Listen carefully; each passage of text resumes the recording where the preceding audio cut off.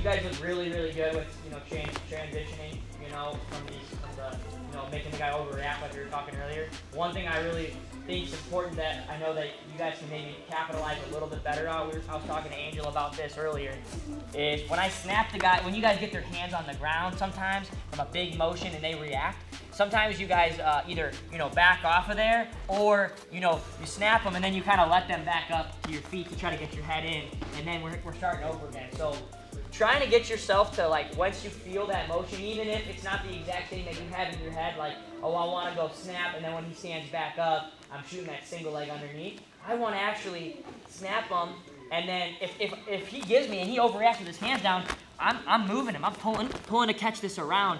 You guys get their hands down. You guys move the guy boom here. Like, take advantage of it. Just because maybe you don't want to wrestle here, get good at wrestling here. This is exhausting on the guy being on their hands and knees.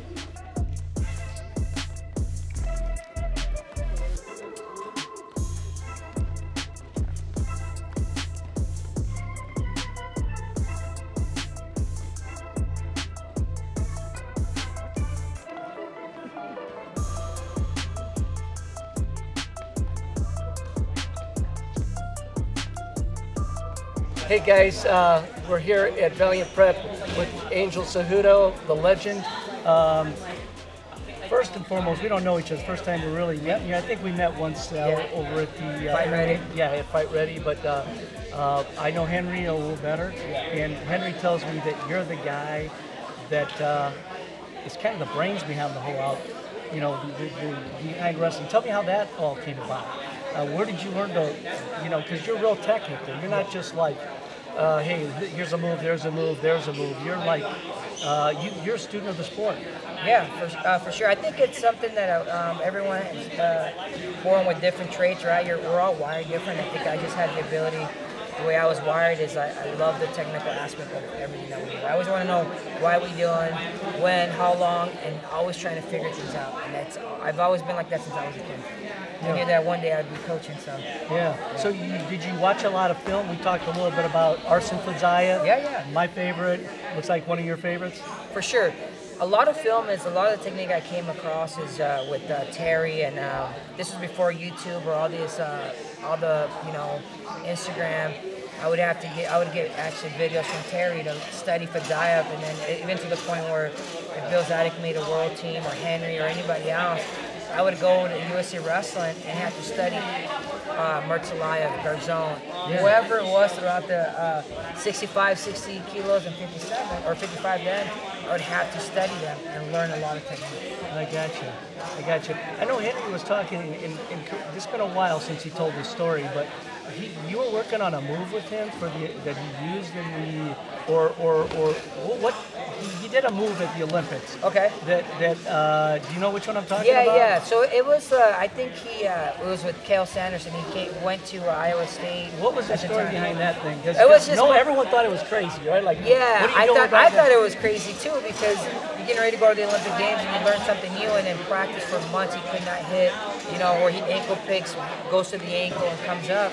And I would tell him to stop doing it because I was like, there's not enough time to learn that, but he didn't listen. Thank God he didn't listen. Yeah. And it was one of his main moves that he hit at the Olympic Games, which was awesome because he had a knee pull, but he didn't have a attack to the opposite side, and he just worked on it. And I would say, stop, you're not going to do it, it's too late.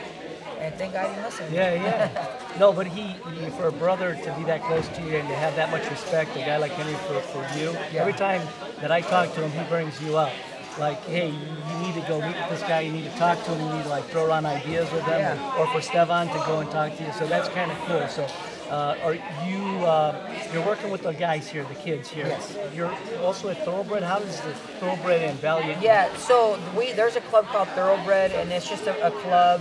And then Valiant is it's a school, it's a college preparatory school. Okay. So we get a feeder program from Thoroughbred, and not just Thoroughbred, we have other clubs around the state that, you know, when they want to come to school, if they want to take the wrestling to the next level, they come to Valiant. I see.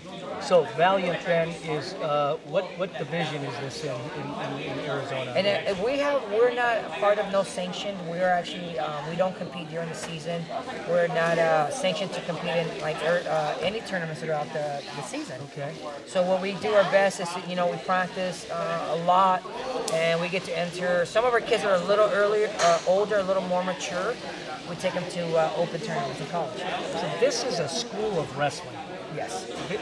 I mean, this is the main subject is wrestling. Right? Yeah, it's a school. I mean, we're a school, but we really focus, like, you know, when it comes to sports. We have other sports like track and field. We have what do we have? Track and field. We have golf. We have wrestling. We have other programs, but our main focus, where we succeed the most, is wrestling. She said you have some kids in here that did really well at Fargo this year. So you've got some girls, right? Tell me about the girl program. Yeah, so we have one of the top level girls programs, and maybe I'm biased because I'm coaching them, but we have one of the top girls program right now in the country with Everest. With Brooklyn, we have so many girls that have either won Fargo, placed in Fargo, or they're #1 girls in the country. Wow. And the guys, it looks like you've got a young team this year, right? We do have a young team. So I graduated almost 10 of my seniors last year. So one of my best classes that I have are my freshmen and my sophomores.